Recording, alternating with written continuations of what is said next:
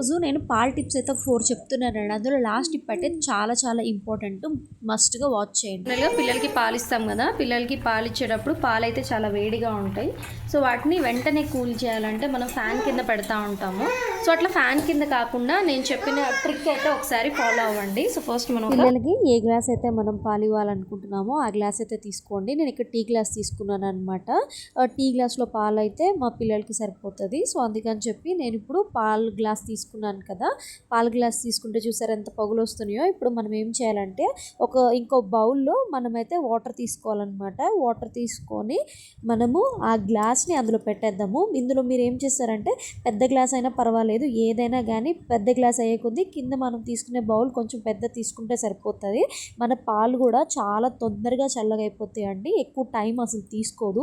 మనం ఫ్యాన్ కింద పెట్టి అవి చల్లగా అయ్యేదానికన్నా ఇలా ఒక్కసారి ఈ టిప్ అయితే ట్రై చేయండి. నిజంగా ఇప్పుడు మనం గ్లాస్ పెట్టాం కదా, వితిన్ ఒక 2 మినిట్స్‌లోనే ఆ కింద వాటర్ కూడా వేడి అయిపోతాయి అనమాట. అంటే ఆ హీట్ అది లాగేసుకొని వాటర్ మాత్రం పాలు మాత్రం చల్లగా ఇస్తుందనమాట.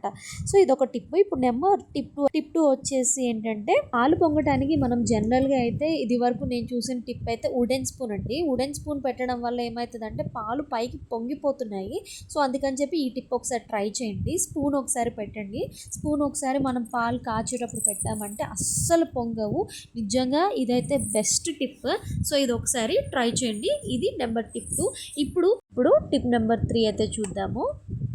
పాలు పెరుగుగా మనం పెట్టుకుంటాం కదా, ఈ పెరుగు తోడేయటానికి మనకు ఈ పాలు అనేది కొంచెం చల్లగా అవ్వాలి. సో చల్లగా అవ్వాలి అంటే నేనైతే మీరు నమ్మినా నమ్మకపోయినా పాలు ఇదివరకు ఈ టిప్ తెలిగినప్పుడు నేనైతే పాలు చల్లగా అవడానికి అర్ధరాత్రి గుర్తొచ్చినప్పుడు పాలు వేడి చేస్తే అది కూల్ అవ్వడానికి నేను ఒక 1 అవర్ వెయిట్ చేసిన రోజులు కూడా ఉన్నాయన్నమాట.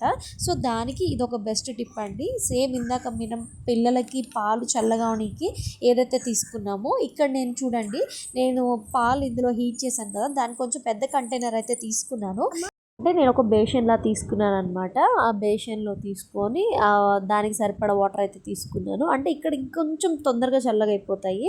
ఎందుకంటే వైడ్ ఉన్న బౌల్ తీసుకున్నాం కాబట్టి తొందరగా అయిపోతుంది. లేదంటే మీరు ఎందులో అయితే పెరుగు తోడేస్తారో ఆ బౌల్ తీసుకొని అది డైరెక్ట్గా ఒక చిన్న బౌల్లో వాటర్ తీసుకొని పెట్టుకున్నా కానీ సరిపోతుంది అనమాట.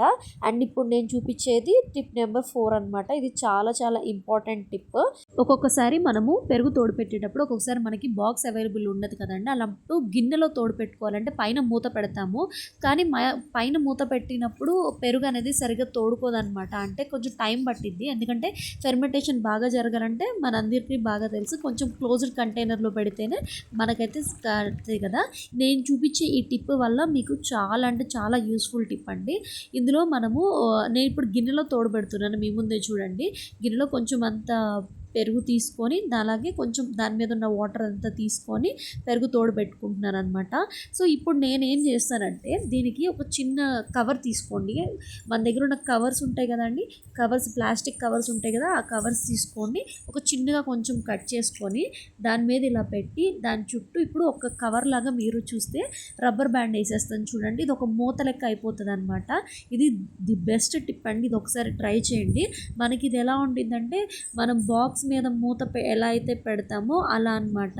సో ఈ టిప్ ఒకసారి ఫాలో అవ్వండి. ఇలా ఫాలో అవ్వడం వల్ల ఏమైందంటే మనకి బాక్స్ లెక్క ఉంటుంది అనమాట. అండ్ పైన మన పాలిథిన్ కవర్ కాబట్టి ఎక్కడ గాలి వెళ్ళేదే ఉండదన్నమాట. పెరుగు కూడా చాలా తొందరగా తోడు పెట్టుకునిద్ది అనమాట. సో ఈ టిప్ ఒకసారి ట్రై చేయండి. నా ఈ 4 టిప్స్ కనుక మీకు నచ్చితే చిన్న లైక్ చేసి సపోర్ట్ చేయండి. And please don't forget to like, share and subscribe to our channel Naveen Divya. Thank you so much for watching.